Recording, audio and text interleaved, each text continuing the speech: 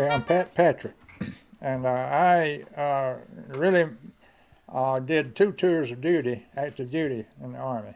First time was during World War II. I was drafted, and I went in and took basic training, and then I was shipped to Italy.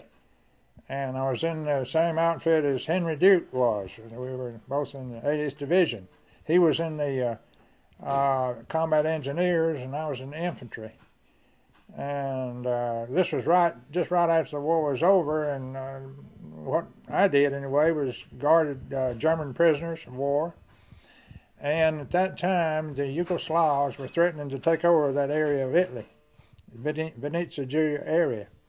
And we were there to keep them from doing that. And so we patrolled the border. We operated observation posts on top of the mountain and watched for Yugoslav troop concentrations. They never did try it. They never did try to come in on us. And when the Korean War came, I was called in from the reserves at that time. So I spent over a year in combat in the Korean War. And I have many memories from that war. Some are very unpleasant, and they're unforgettable.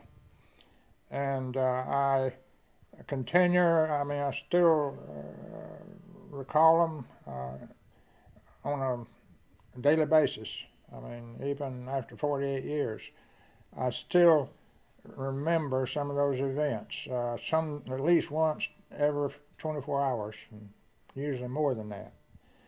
And so I remember when my best buddy was killed over there.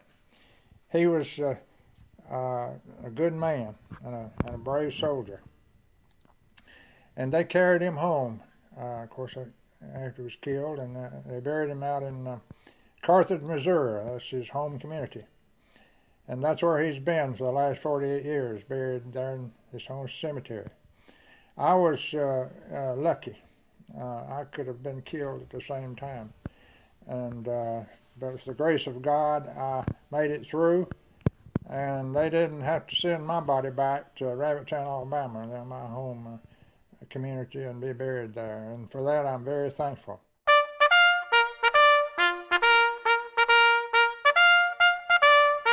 I'm Dr. Mack Martin. I was in school at North Georgia College, military school, when Pearl Harbor attack occurred. They speeded up our program, and so I finished the 2 years there. It was a junior college. I finished the 2 years there in March of 1943 and went into the Army. I had been taking pre-medical studies prior to the going in, and they called me in and asked me if I wanted to go to medical school, and I said yes. So I went to medical school while I was in the Army. During the Korean War, I volunteered for the Air Force. I was going in, and I wanted to be in the Air Force rather than the Army, so I volunteered for the Air Force. And so during the Korean War, I was served as in the hospital at Keesler Air Force Base in Biloxi, Mississippi. For a year, I've been interviewing World War II veterans and writing their stories and publishing in the Carroll Star News, which is a paper here in Carrollton. I started doing this because I was talking to some people who were my children's age, in their 40s, and they had very little idea about what World War II was and what it actually meant. And the fact that they would meet people in their 70s and 80s walking on the street who might be the people who made it possible for them to be living in a free country right now. And they didn't realize this.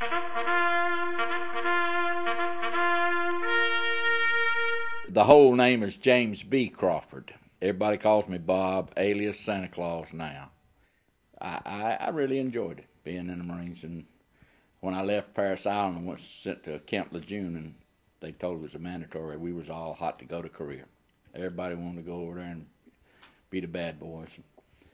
We shipped out over there, and we was there about 2 weeks in Korea when they stopped the rough part of it. And I wound up staying 15 months in Korea over there as a guard. Peacekeepers, they called us then. Veterans, my number one priority as far as I'm concerned. I mean, you know, if a guy served in service, you know, to me he's a veteran. If he's been in service, he's been what I call part of the group. Hey, if you ain't been overseas and you ain't been shot at, you're still part of the group. A lot of these old boys, they played their time when they went through boot camp.